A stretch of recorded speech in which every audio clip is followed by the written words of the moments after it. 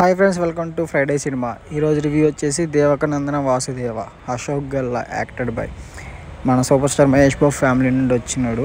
ఇంకా సినిమా ఎలాగుంది విషయానికి వస్తే మాత్రం సినిమా గురించి చెప్పే కంటే ముందు హీరో గురించి చెప్పాలి.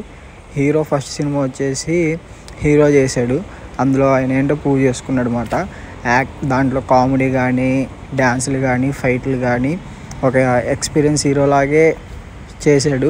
ఒక 2-3 సినిమాలు ఎక్స్పీరియన్స్ ఉండే ఎలా ఉంటుందో అలాగే చేశాడు. ఫస్ట్ సినిమా అన్నట్టు చేయాల.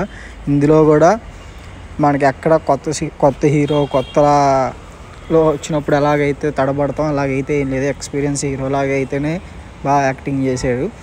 ఇంకా ఈయన మెచ్చుకోవాల్సిన విషయం ఏంటంటే అసలు ఫారెన్లో పుట్టి ఫారెన్లోనే పెరిగాడు. ఇందులో బాగా తెలుగు అసలు వచ్చేది కాదు. తెలుగు నేర్చుకొని సినిమా మీద, ఫ్యాషన్ మీద, సినిమా ఇండస్ట్రీలోకి వచ్చి కరెక్ట్గా ఇంకో 2-3 సినిమాలు మంచి పడితే మాత్రం ఒక స్టార్ హీరోకి అయితే వెళ్తాడు ఖచ్చితంగా. ఫస్ట్ సినిమా హీరో అని రిలీజ్ అయింది. అది ఒకవేళ ఎవరు చూడకపోతే అది చూడండి, కామెడీగానే ఉంటుంది. అది అప్పుడు కరోనా టైంలో రిలీజ్ అయ్యి అంత పేరు అయితే రాలా.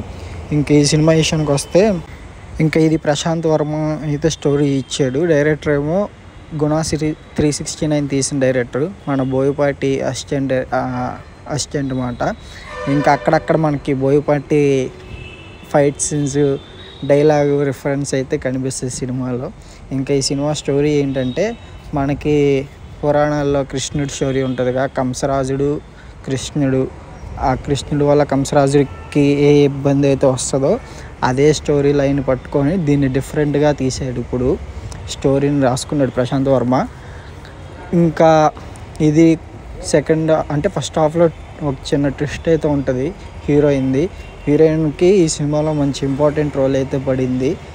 ఇంకా హీరో యాక్టింగ్ చెప్పాక ఎక్కడ ఫస్ట్ సినిమా రెండో సినిమా అన్నట్టయితే చాలా ఎక్స్పీరియన్స్ హీరోగానే చేశారు. హీరో యాక్టింగ్ ఫస్ట్ సినిమాలో డ్యాన్సులు, ఫైట్లు, కామెడీ చూసాం. ఇందులో కొంచెం ఎమోషనల్ సీన్స్ కూడా చేయగలడు అనేది ప్రూవ్ చేసుకున్నాడు.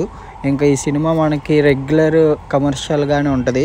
ఇప్పుడు మనకి ఫ్యాంటసీస్, గ్రాఫిక్స్ సినిమాలు, ఫ్యాంటసీ సినిమాలు, లేదంటే మనకు ఓల్డ్ బ్యాక్డ్రాప్ సినిమాలు చూసి ఇలాంటి రెగ్యులర్ కమర్షియల్ సినిమా మిస్ అయిపోయాం కాబట్టి వాటి మీద పెద్ద ఇంట్రెస్ట్ ఉంటుంది. కాబట్టి అలాంటిది అయితే కాదు. కమర్షియల్ సినిమా మంచి entertainment, family entertainment, one time watchable.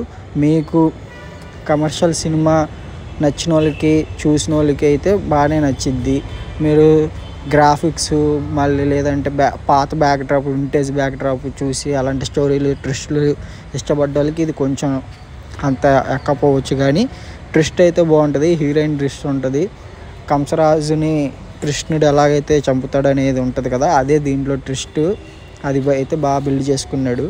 మనకి ప్రశాంత్ వర్మ హనుమాన్కి ముందు స్టోరీలు ఎలాగుంటాయో ట్విస్టులతో, యాక్షన్తో, అలాగే ఇది కూడా ఉంది. స్టోరీ బాగుంది, డైరెక్షన్ బాగుంది, స్క్రీన్ ప్లే కూడా డైరెక్టర్దే. ఇంకా హీరో యాక్టింగ్ బాగుంది. హీరోయిన్ ఇంపార్టెంట్ రోలు. మనకి హనుమాన్ క్యారెక్టర్ చేశాడు కదా ఆదిపురుషులో, ఆయనే మెయిన్ కంసరాజు విలన్గా, ఆయన బాగా చేశాడు. వెళ్ళి సరదాగా ఫ్యామిలీతో వన్ టైం వాచబుల్, సరదా చూసి వచ్చేయచ్చు. Please subscribe to Friday cinema.